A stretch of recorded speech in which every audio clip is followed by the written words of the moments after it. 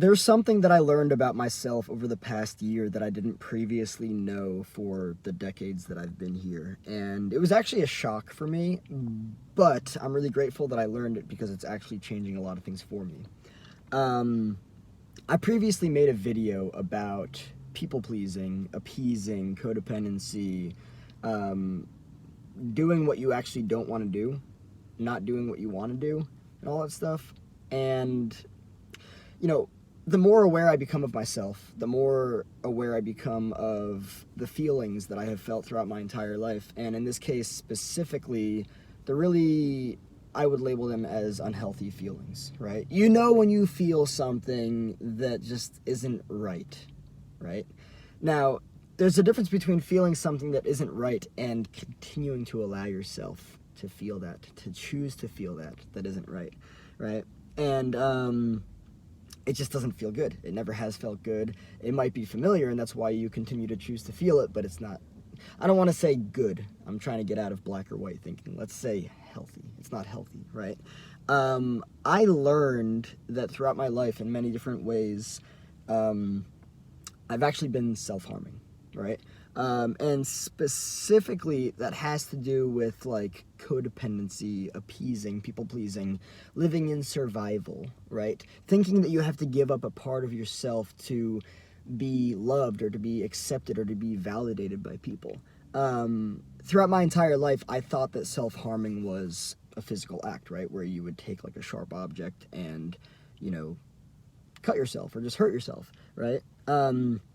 But throughout my entire life, and I learned this from a very early age, and I'm not going to say what it is that initially had me doing this, but I learned codependency. I learned to people please and to appease and to do things that I didn't want to do to get validation and approval and love and all that stuff, even though none of that stuff is healthy. But let me just make this very clear.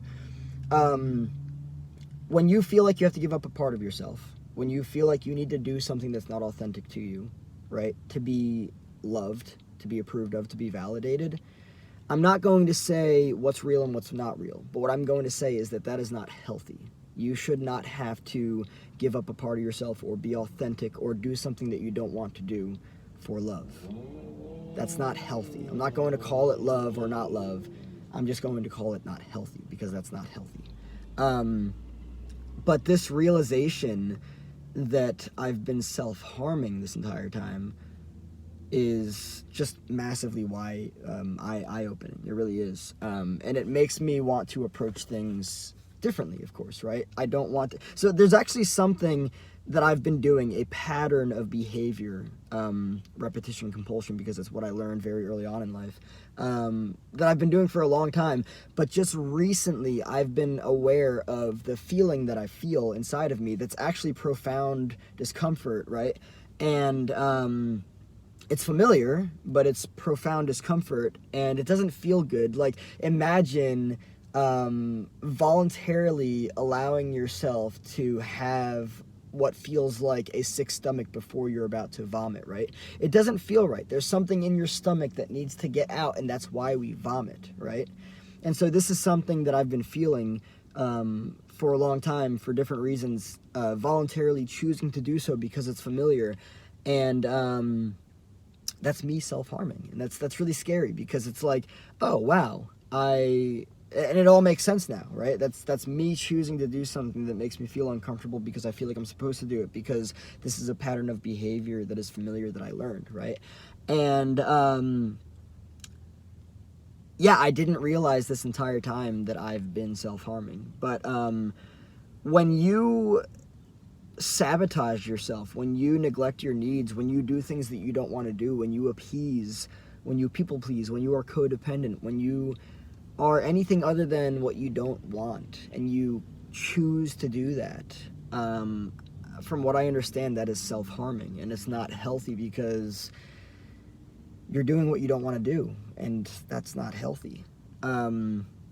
And so this is really an opportunity for me to become more aware of myself and my patterns and my behaviors, and really the familiarity, the comfort that is everything that I've known.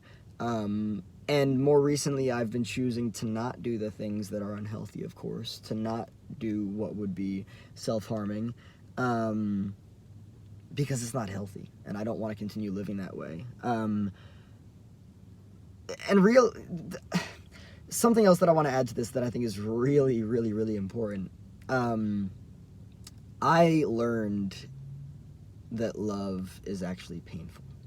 I'm not going to say why I learned that. I'm not going to say where it came from.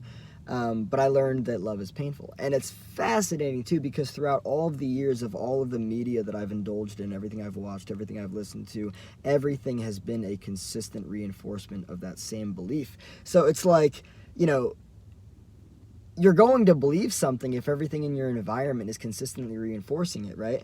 And so I learned to believe that love is painful, but it's not at all. Love is actually glorious. It's wonderful. Enmeshment is painful, right? And so I learned a belief that in relationships I deserve to be hurt, which is why I continued to act out the same patterns of self-harming through codependency. And the fascinating thing about codependency is that in relationships that are codependent, it's likely that at least one of the people don't see the other person as an individual, and instead they see them as like a part of themselves, like an extension, right?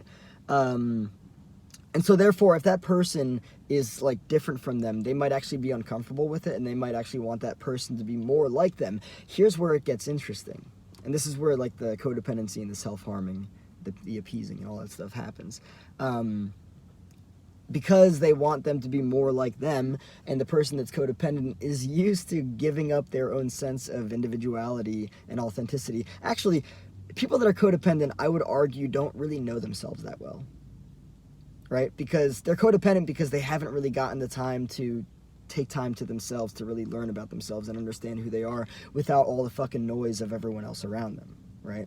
And so it's like, okay, well, in these relationships where you see codependency existing, one of the persons or one of the people want the other person to be more like them, right? So what does the codependent do? The codependent does what is familiar to them.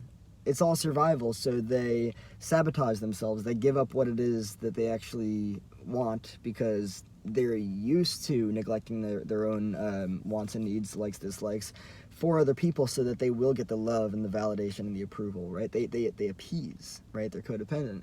And so they end up, in other words, becoming a fucking shell of themselves, right? And they're not doing what's authentic for them. From what I understand, that's self-harming. Right? I'm not claiming any fact here. I'm not claiming any truth here. I'm just simply exploring this subject and seeing, to the best of my ability, everything for what it is.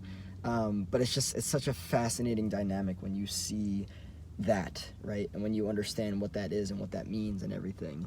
But yeah, it was totally news to me when I learned that this entire time, in many different ways, I've been self-harming. And it's not just... And I say this with no shame. I don't feel bad about myself for it. It's more so just a matter of awareness. It's like, oh, wow, I have been doing that. Why? That's why. Okay, let's stop, because it's not healthy, and that leads to even more behavior, you know? Does Chris deserve to be hurt? No. Chris deserves to be loved and treated with kindness and considered and not seen as a fucking extension of somebody else to be a certain way so that he receives love. No. That's not healthy.